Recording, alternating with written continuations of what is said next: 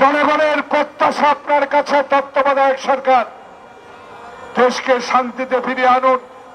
যারা লুট করে ৯১,০০০ কোটি টাকা বাংলাদেশ থেকে পাচার করেছে। প্রিয় সাংবাদিক বন্ধুগণ, আমি আপনাদের একজন ক্ষুদ্র রাজনৈতিক কর্মী, ৭১-এর মুক্তিযোদ্ধা।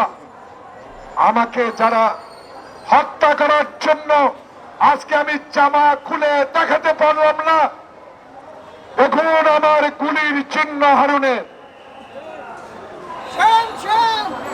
সে হারুনকে এখনো কেন গ্রেপ্তার করা হলো না? সেই বিপ্লবকে কেন এখনো গ্রেপ্তার করা হলো না? যেই সব সংসদ সদস্য নির্বাচিত তাদের আনাগোনা দেখা যাচ্ছে এখনো, যারা হাজার কোটি টাকা লুট করে বাংলাদেশে বিদ্যুৎ খাতে দুর্নীতি করেছে, সড়ক বিভাগে দুর্নীতি করেছে, যারা বিচার বিভাগকে আইনের শাসন প্রতিষ্ঠা করার সুযোগ দেয় নাই, সেই সকল অনির্বাচিত সংসদ সদস্যদের কিছু আনাগোনা জনগণ দেখতে পাচ্ছে।